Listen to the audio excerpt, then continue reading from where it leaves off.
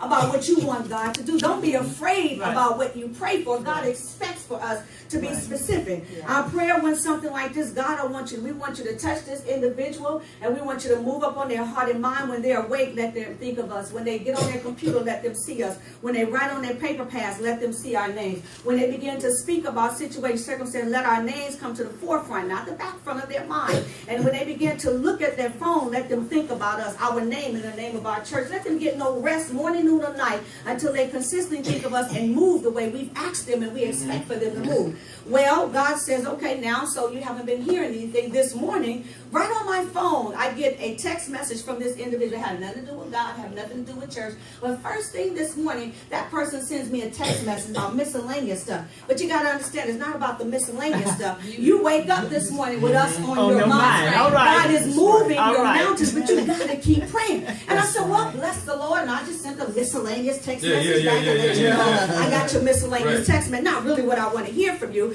But the fact of the matter is that you woke up this morning with us on your mind.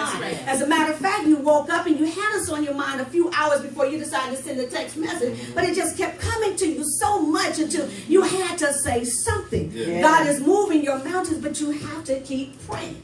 We have to understand that when God began to speak, when Jesus spoke, when you see your letters are read, Jesus is speaking specifically in regards to what you can do, in regards to what he's doing for you. And he says, but I have given you the keys to the kingdom. I've given you the keys to heaven. And we don't know that we have keys. We don't even know how to use the keys, but yet we use keys in the natural all day long. We use keys to open our doors. We use keys to open our desks. We use keys to open our bedroom doors or whatever doors, our cars. We use keys, and the key says that I have the interest into what I have for this key. This key that I have, the keys that I own, they are saying that I have ownership to get into and to lock up anything that I so desire.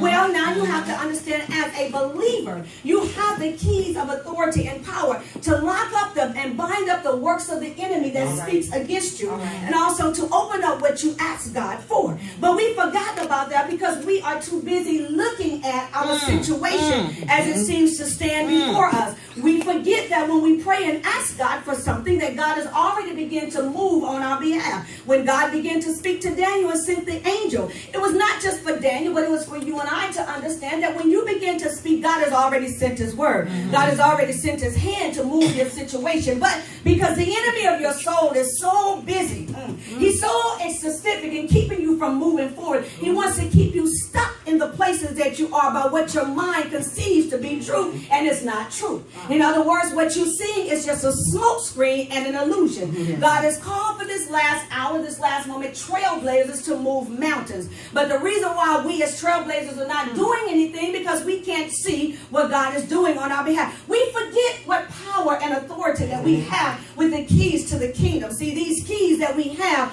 can lock up the enemy and bound him in a place where he comes from. These keys that we have can take the enemy and lock up every assigned assassin that he may send our way to speak against our circumstances. The moment that we begin to pray and speak about a scenario or situation, that is the moment that we begin to use our spiritual keys to unlock everything that God has purpose for our lives. Oh, it's manifesting, but it's just not in a time frame that you expect. Because when we think, now, God, I'm ready, we find out as we go along that when God actually does bless us with what he's promised us, what we've asked for, when God opens doors, we find out 3 months ago we really weren't ready. We would have messed that stuff up. You know how it is sometimes when God blesses us, we think we are all that, and we start feeling some kind of way. And people feel an extra some kind of way towards us, and we forget that if it wasn't for God, if it had not been for God, but God had not done that for us, then we wouldn't be where we are. So we have to understand that the keys that God has given unto us are not just keys to use at our whim. God is not a dog when we say sick him Rocky. He's not our Santa Claus. He's not our Easter Bunny when we say we need something now. But when God says to us, when Jesus says, I've given you the keys to the kingdom, what he means is that I want you to utilize the keys for kingdom business. I want you to utilize your keys for kingdom business.